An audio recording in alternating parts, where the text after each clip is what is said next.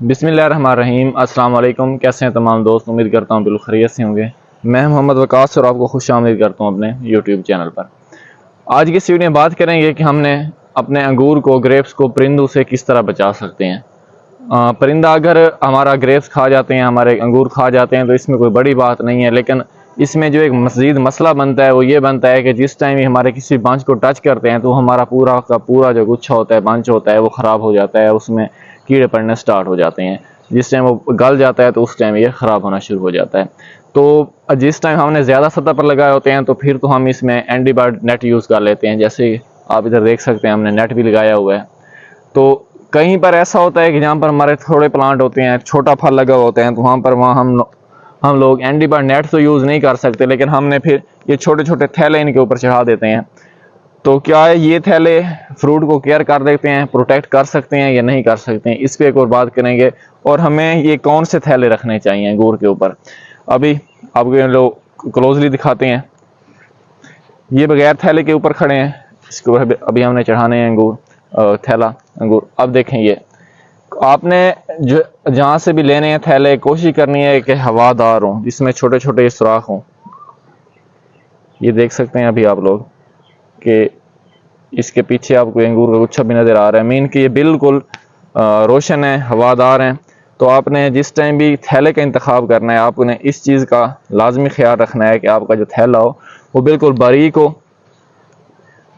वो आपका जो थैला है, इधर ले, वो आपका जो थैला है वो बिल्कुल बारीक होना चाहिए। उसमें हवा अच्छी तरह गुजरनी चाहिए। अगर आप लोग इसके ऊपर शॉपर कर देते हैं कि जो हमारे कागज़ होते हैं वो लगा देते हैं, तो उसका कोई फ़ायदा नहीं है। उससे भी आपका जो फ्रूट है वो ख़राब हो जाएगा। या फिर अगर इसके ऊपर आप लोग कपड़ा बांध देते हैं तो फिर भी जो आपका फ्रूट है उसके ख़राब होने के चांसेस ज़्यादा होते हैं। उसकी मेन वजह क्या होती है, अभी मैं आपको बताता हूँ। अभी ये इसके ऊपर ये चढ़ चुका है, तो इसमें हवा गुजर रही है, इसके ऊपर रोशनी पड़ रही है, सूरज की डायरेक्ट सनलाइट भी इसके ऊपर पड़ेगी, हवा भी आएगी इसके, तो इसको किसी भी किस्म की टेंशन नहीं है। और जो परिंदे हैं वो भी इसको खा नहीं सकेंगे। लेकिन अगर इसके बरअक्स हम कोई मोटा कपड़ा यहाँ पर बांध देते हैं या फिर शॉपर बांध देते हैं, तो अगर बारिश आती है तो जो हमारा कागज़ होगा वो तो वैसे भी ख़राब हो जाना है, तो या फिर जो कपड़ा होगा वो भी ख़राब हो जाएगा। अगर बारिश आती है, फिर आंधी आती है, क्योंकि उसमें ना इसके ऊपर सूरज की रोशनी पड़नी है और ना इसके ऊपर हमारी जो है हवा गुजरनी है, तो फिर जो हमारा फ्रूट है वो ख़राब हो जाना है। क्योंकि हमने पहले इसकी शाख तराशी की थी इसी वजह से, ताकि इसके ऊपर रोशनी भी पड़े और इसके ऊपर हवा भी गुजर जाए। तो अब अगर हम लोग ऐसा करते हैं तो हमारा फ्रूट ये जो है वो ख़राब हो जाएगा। अगर ख़राब नहीं भी होता तो इसका साइज़ नहीं बनेगा, इसका कलर नहीं बनेगा। जैसे कि अब ये सुल्तानिया सी है, ये जिसमें पक जाता है इसका कलर बहुत खूबसूरत हो जाता है। अगर मैं इसको ढांप देता हूँ मुकम्मल तौर पर, इसके ऊपर रोशनी नहीं पड़ती, इसके ऊपर हवा नहीं आती, तो फिर इसका जो कलर है वो ऐसे ही रहेगा। अब देखें, ये सब्ज़ है, ये मैच्योर होने वाला है। ये देखें, अभी कुछ दिन ही लेता है मज़ीद, तो अभी ये मैच्योर नहीं हुआ। तो आपने क्या करना है, आपने इसको हवा भी देनी है और रोशनी भी देनी है, ताकि इसके ऊपर जो सूरज की सनलाइट है मुकम्मल तौर पर पड़े। आपने जो भी कवर ये लेने हैं, इस तरह आपने अच्छे कवर का इंतखाब करना है, बैग का इंतखाब करना है।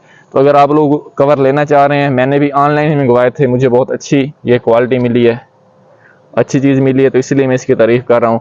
अगर आपको चाहिए होगी तो आप लोग लाजमी बताइएगा, मैं आपको नंबर इसका शेयर कर दूंगा, बल्कि स्क्रीन के ऊपर नंबर शेयर हो रहा होगा। तो आप लोग इस भाई से, दाऊद भाई से कॉन्टैक्ट कर आप लोग लाजमी ये परचेज़ कर सकते हैं। अगर इस वीडियो से रिलेटेड आपका कोई भी सवाल है कि अंगूर को किस तरह बर्ड से बचा सकते हैं, कौन सा कपड़ा यूज़ करना चाहिए, अगर कपड़ा यूज़ नहीं करते तो फिर क्या होगा, तो आप लोग लाजमी पूछिए। इंशाल्लाह बहुत जल्द मुलाकात होती है एक नई वीडियो के साथ। इजाज़त दीजिए, अल्लाह हाफिज़।